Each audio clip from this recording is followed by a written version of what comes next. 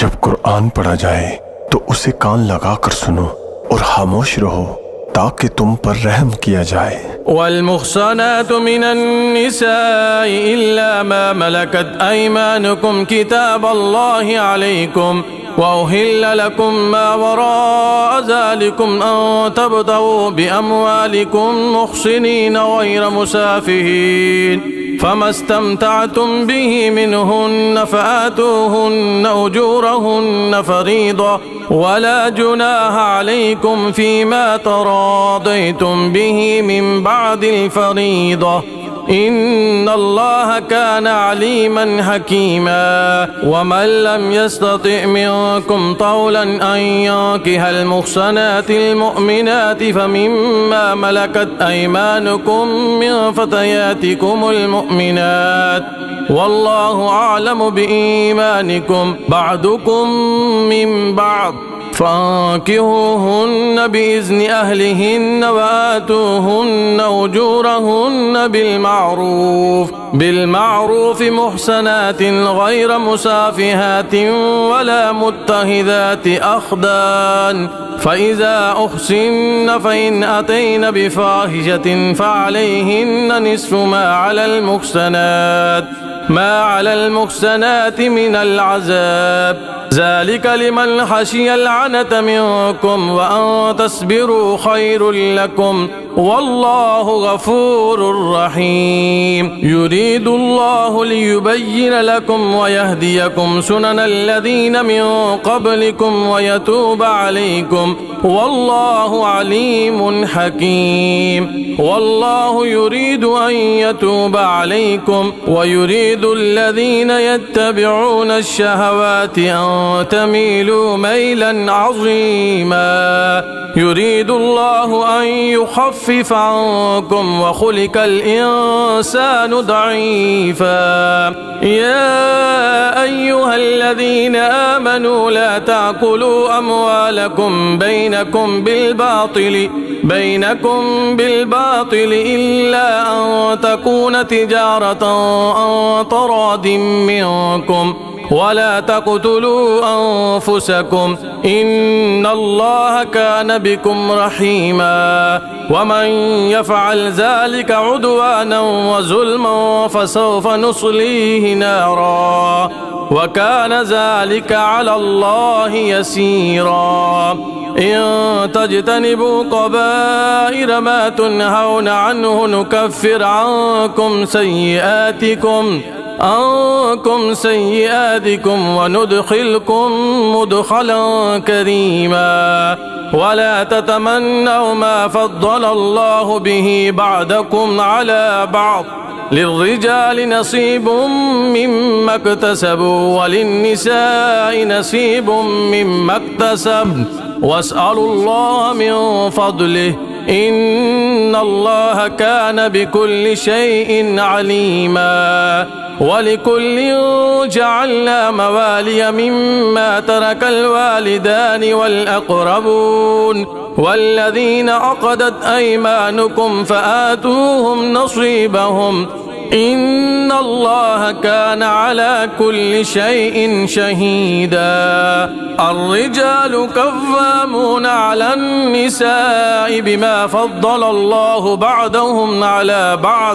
بعضهم على بعض وبما أنفقوا من أموالهم فالصالحات قانتات حافظات للغيب بما حفظ الله واللاتي تخافون نشوزهن فعظوهن واهجروهن في المضاجع واضربوهن فإن أطعنكم فلا تبغوا عليهن سبيلا إن الله كان عليا كبيرا. وإن خفتم شقاق بينهما فابعثوا حكما من أهله وحكما من أهلها إن يريدا إصلاحا يوفق الله بينهما إن الله كان عليما خبيرا. واعبدوا الله ولا تشركوا به شيئا وبالوالدين إحسانا وبذي القربى واليتامى والمساكين والجار ذي القربى والجار الجنب والصاحب بالجنب وابن السبيل وما ملكت أيمانكم إن الله لا يحب من كان مختالا فخورا الذين يبخلون ويأمرون الناس بالبخل ويكتمون ما آتاهم الله من فضله وأعتدنا للكافرين عذابا مهينا والذين ينفقون أموالهم رياء الناس ولا يؤمنون بالله ولا باليوم الآخر ومن يكن الشيطان له قرينا فساء قرينا وماذا عليهم لو آمنوا بالله واليوم الآخر وأنفقوا مما رزقهم الله وكان الله بهم عليما إن الله لا يظلم مثقال ذرة وإن تك حسنة يضاعفها ويؤت من لدنه أجرا عظيما فكيف إذا جئنا من كل أمة بشهيد وجئنا بك على هؤلاء شهيدا يومئذ يود الذين كفروا وعصوا الرسول لو تسوى بهم الأرض ولا يكتمون الله حديثا يا أيها الذين آمنوا لا تقربوا الصلاة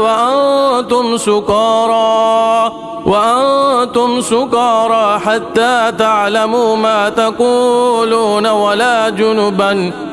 جنبا إلا عابري سبيل حتى تغتسلوا وإن كنتم مرضى أو على سفر أو جاء أحد منكم من الغائط أو لامستم النساء فلم تجدوا ماء فتيمموا صعيدا طيبا فامسحوا بوجوهكم وأيديكم إن الله كان عفوا غفورا ألم تر إلى الذين أوتوا نصيبا من الكتاب يشترون الضلالة ويريدون أن تضلوا السبيل والله أعلم بأعدائكم وكفى بالله وليا وكفى بالله نصيرا من الذين هادوا يحرفون الكلم عن مواضعه ويقولون سمعنا وعصينا واسمع غير مسمع ورائنا ليا بألسنتهم وطعنا في الدين ولو أنهم قالوا سمعنا وأطعنا واسمع وانظرنا لكان خيرا لهم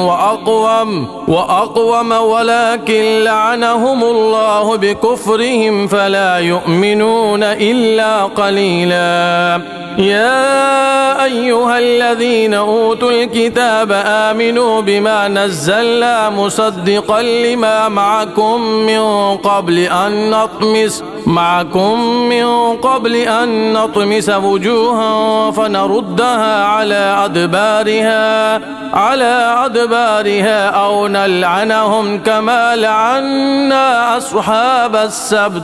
وكان أمر الله مفعولا إن الله لا يغفر أن يشرك به ويغفر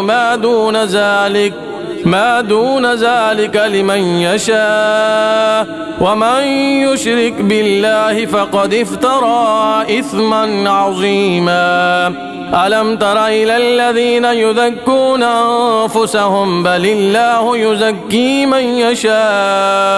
يزكي من يشاء ولا يظلمون فتيلا انظر كيف يفترون على الله الكذب وكفى به إثما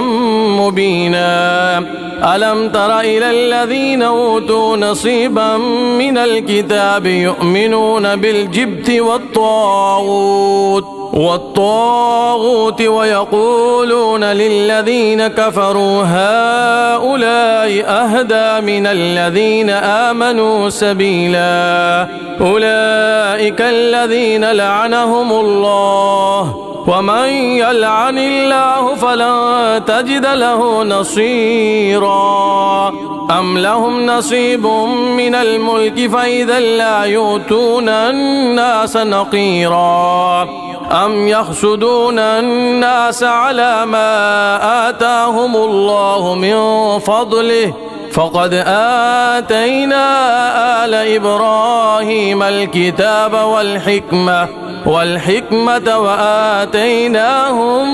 ملكا عظيما فمنهم من آمن به ومنهم من صد عنه وكفى بجهنم سعيرا إن الذين كفروا بآياتنا سوف نصليهم نارا كلما نضجت جلودهم بدلناهم جلودا غيرها ليذوقوا العذاب إن الله كان عزيزا حكيما والذين آمنوا وعملوا الصالحات سندخلهم جنات تجري من تحتها الأنهار خالدين فيها أبدا لهم فيها أزواج مطهرة وندخلهم ظلا ظليلا إن الله يأمركم أن تؤدوا الأمانات إلى أهلها وإذا حكمتم بين الناس أن تحكموا بالعدل إن الله نعم ما يعظكم به إن الله كان سميعا بصيرا يا أيها الذين آمنوا أطيعوا الله وأطيعوا الرسول وأولي الأمر منكم فإن تنازعتم في شيء فردوه إلى الله والرسول إن كنتم تؤمنون بالله واليوم الآخر ذلك خير وأحسن تأويلا ألم تر إلى الذين يزعمون أنهم آمنوا بما أنزل إليك وما أنزل من قبلك يريدون أن يتهاكموا إلى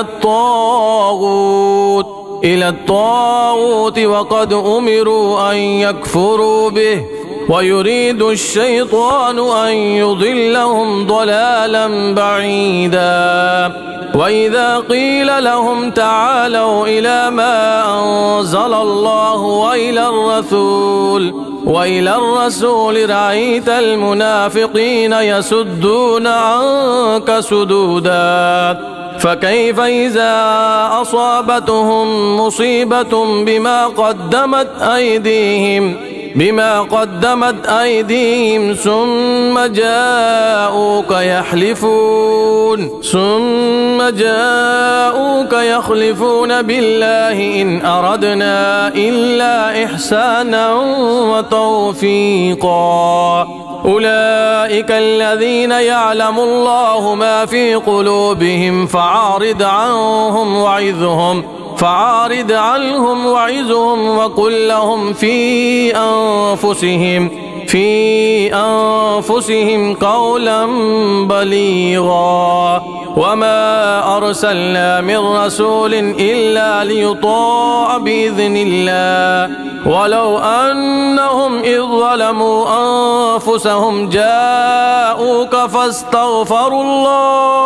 فاستغفروا الله واستغفر لهم الرسول لوجدوا الله توابا رحيما فلا وربك لا يؤمنون حتى يحكموك فيما شجر بينهم ثم لا يجدوا في أنفسهم حرجا مما قضيت ويسلموا تسليما ولو أنا كتبنا عليهم أن اقتلوا أنفسكم أو اخرجوا من دياركم ما فعلوه إلا قليل منهم ولو أنهم فعلوا ما يوعظون به لكان خيرا لهم وأشد تثبيتا وإذا لآتيناهم من لدنا أجرا عظيما ولهديناهم صراطا مستقيما ومن يطع الله والرسول فأولئك مع الذين أنعم الله عليهم من النبيين والصديقين والشهداء والصالحين وحسن أولئك رفيقا ذلك الفضل من الله وكفى بالله عليما يا أيها الذين آمنوا خذوا حذركم فانفروا ثبات أو انفروا جميعا وإن منكم لمن ليبطئن فإن أصابتكم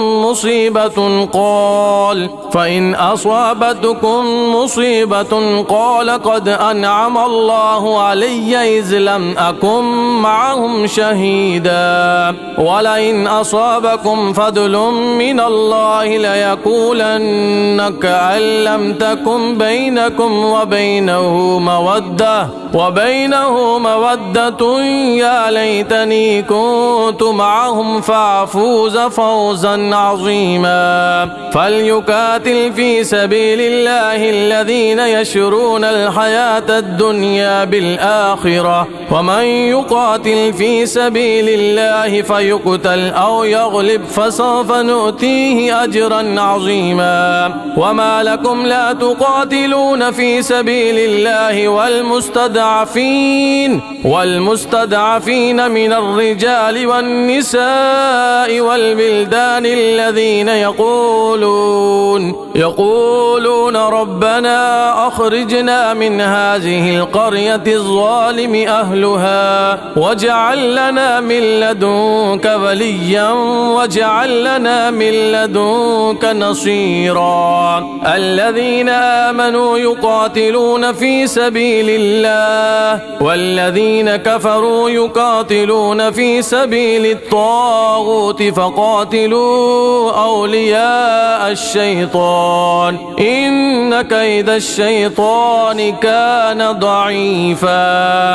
ألم تر إلى الذين قيل لهم كفوا أيديكم وأقيموا الصلاة وآتوا الزكاة فلما كتب عليهم القتال إذا فريق منهم يخشون الناس كخشية الله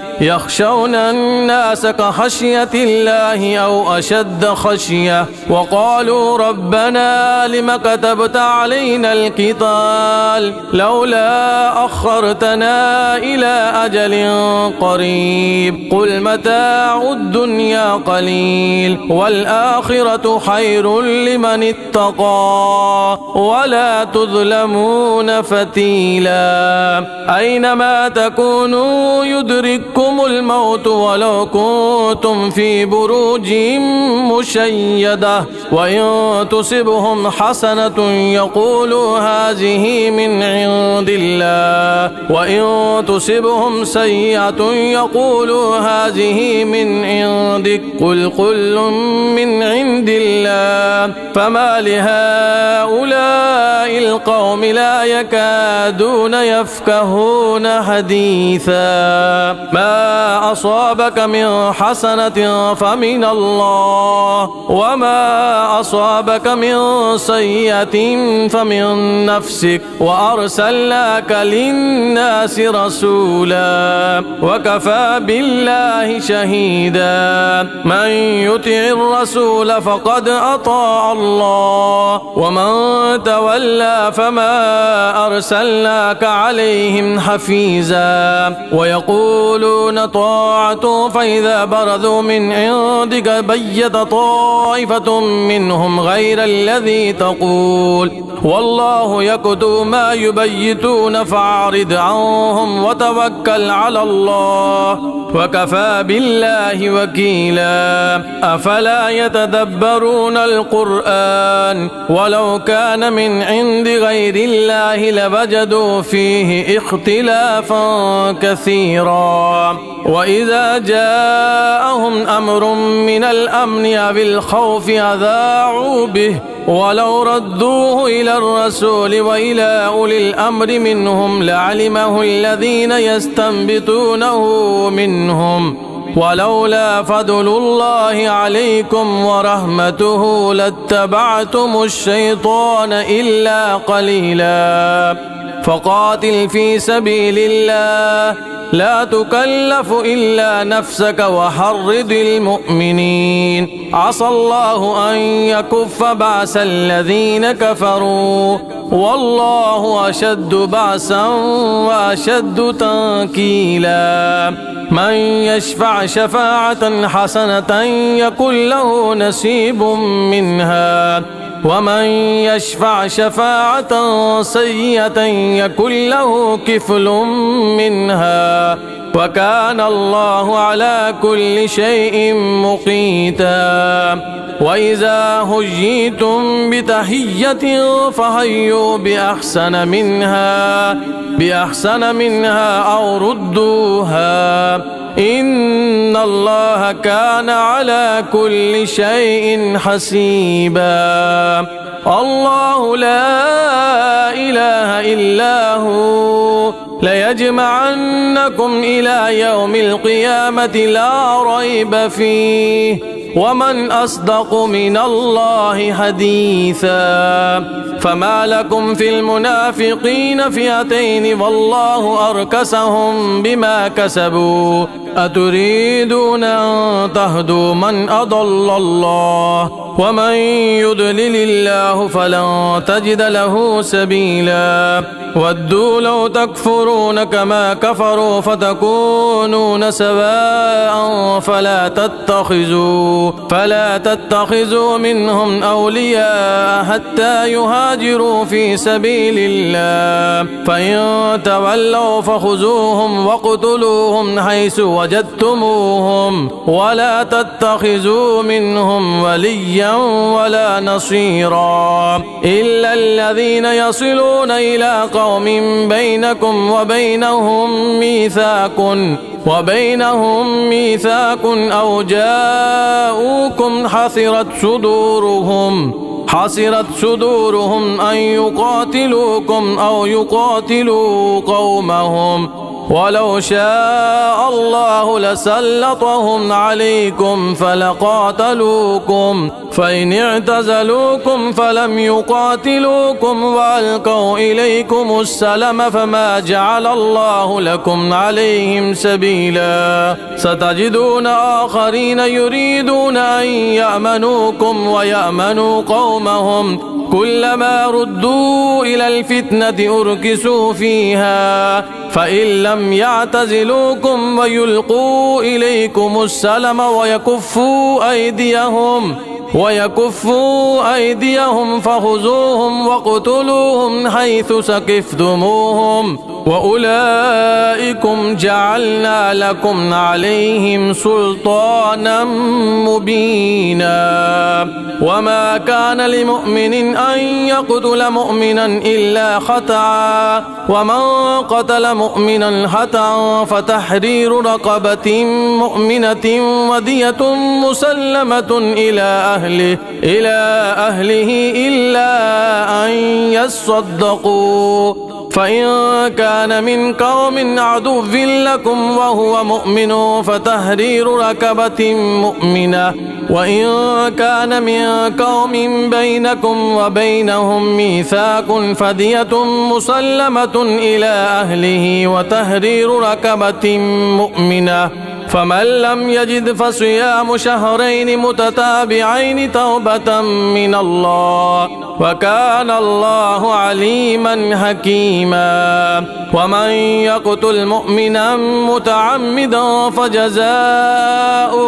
فجزاؤه جهنم خالدا فيها وغضب الله عليه ولعنه وأعد له عذابا عظيما. يا أيها الذين آمنوا إذا ضربتم في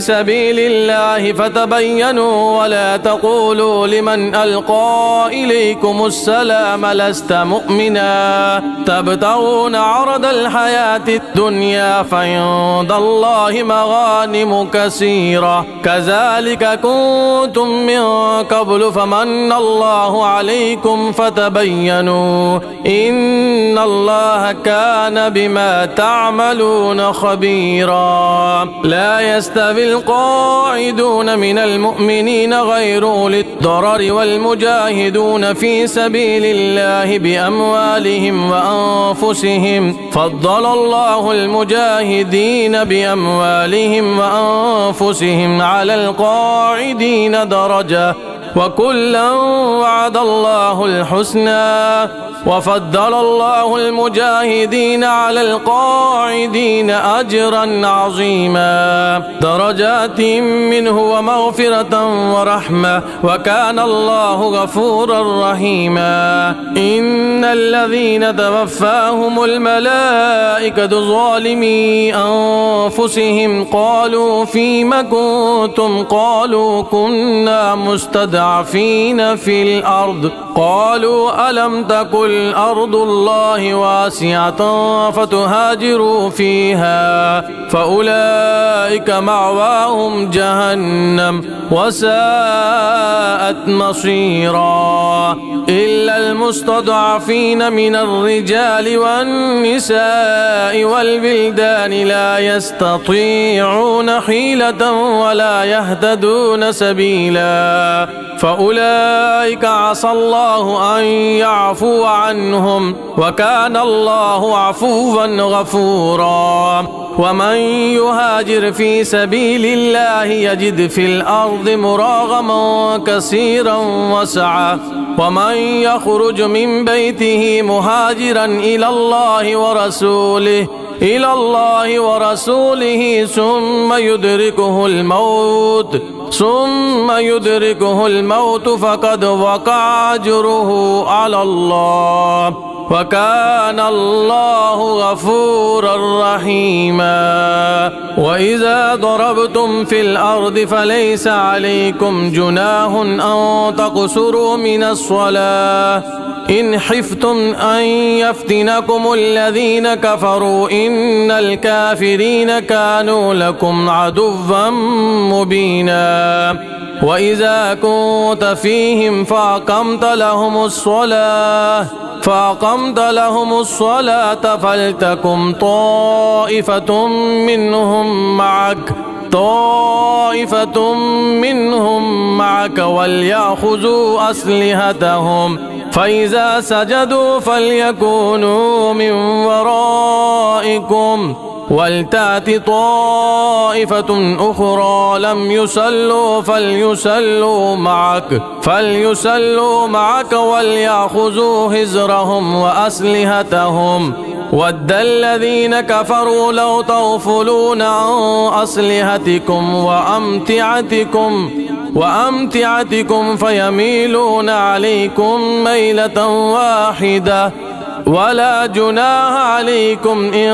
كان بكم أذى من مطر أو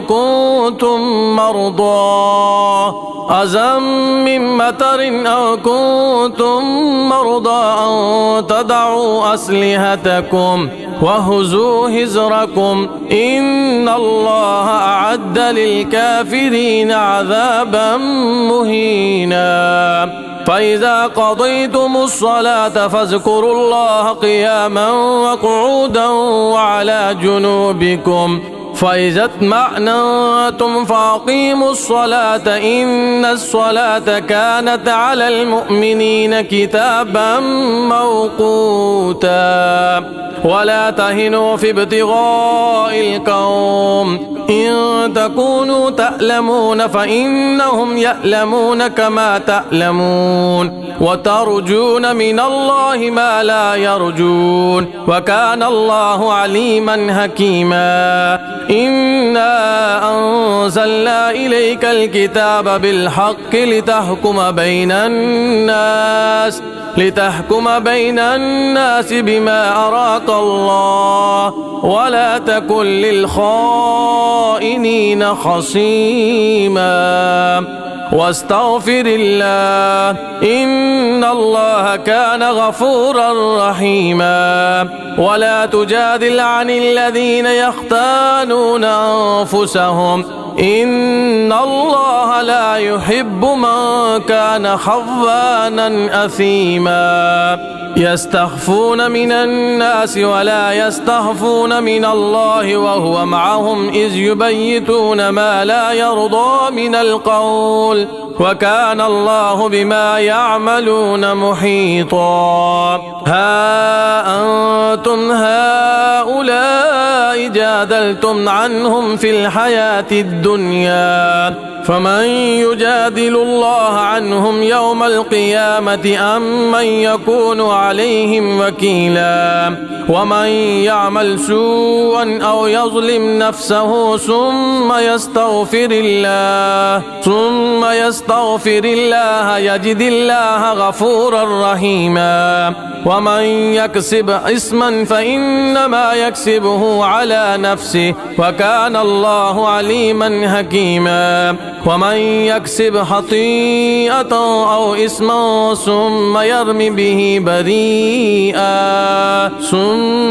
به بريئا فقد احتمل بهتانا وإثما مبينا ولولا فضل الله عليك ورحمته لهمت طائفة منهم أن يضلوك وما يضلون إلا أنفسهم وما يضرونك من شيء وأنزل الله عليك الكتاب والحكمة وعلمك ما لم تكن تعلم وكان فضل الله عليك عظيما لا خير في كثير من نجواهم إلا من أمر بصدقة أو معروف أو إصلاح بين الناس ومن يفعل ذلك ابتغاء مرضات الله فسوف نؤتيه أجرا عظيما ومن يشاكك الرسول من بعد ما تبين له الهدى ويتبع غير سبيل المؤمنين نوله ما تولى ونسله جهنم وساءت مصيرا إن الله لا يغفر أن يشرك به ويغفر ما دون ذلك لمن يشاء ومن يشرك بالله فقد ضل ضلالا بعيدا إن يدعون من دونه إلا إناسا وإن يدعون إلا شيطانا مريدا لعنه الله وقال لأتخذن من عبادك نصيبا مفروضا ولأضلنهم ولأمنينهم ولآمرنهم فليبتكن آذان الأنعام ولآمرنهم فليغيرن خلق الله ومن يتخذ الشيطان وليا من دون الله فقد خسر خسرانا مبينا يعدهم ويمنيهم وما يعدهم الشيطان إلا غرورا أولئك مأواهم جهنم ولا يجدون عنها محيصا والذين آمنوا وعملوا الصالحات سندخلهم جنات تجري من تحتها الأنهار خالدين فيها أبدا وعد الله حقا ومن أصدق من الله قيلا ليس بأمانيكم ولا أماني أهل الكتاب من يعمل سوءا يجز به ولا يجد له من دون الله وليا ولا نصيرا ومن يعمل من الصالحات من ذكر أو أنثى وهو مؤمن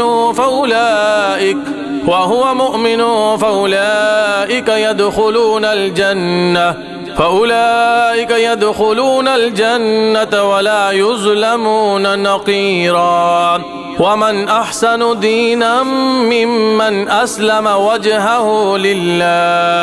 وجهه لله وهو محسن واتبع ملة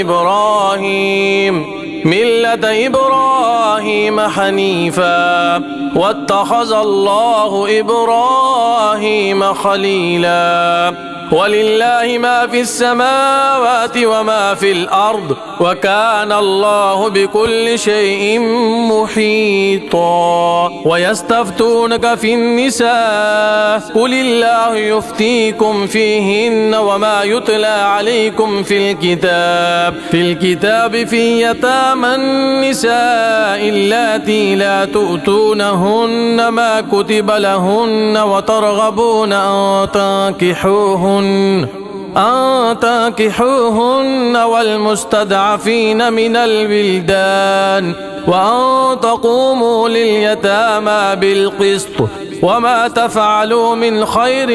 فإن الله كان به عليما وإن امرأة خافت من بعلها نشوزا أو عرادا فلا جناح عليهما أن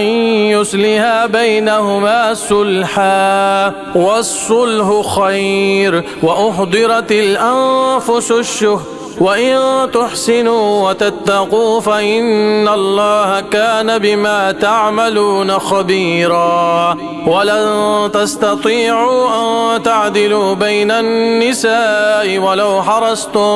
ولو حرصتم فلا تميلوا كل الميل فتذروها كالمعلقة وإن تصلحوا وتتقوا فإن الله كان غفورا رحيما وإن يتفرقا يغني الله كلا من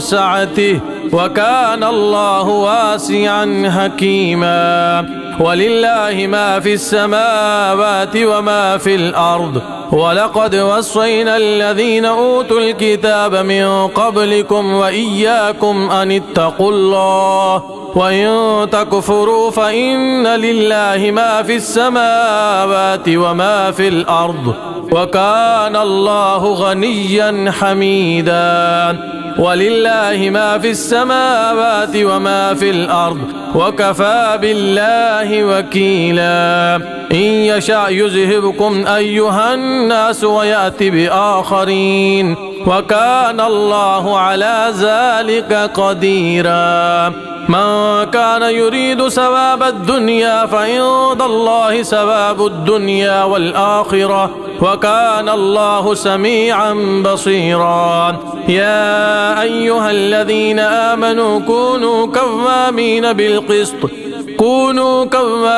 بالقسط شهداء لله ولو على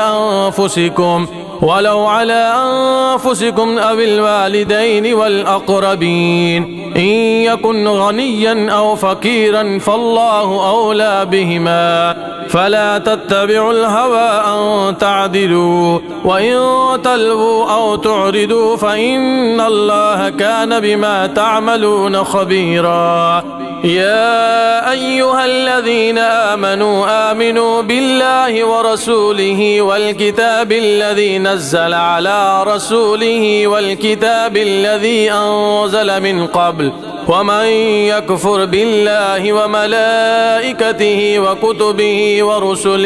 وكتبه ورسله واليوم الآخر فقد ضل ضلالا بعيدا. إن الذين آمنوا ثم كفروا ثم آمنوا ثم كفروا ثم ازدادوا كفرا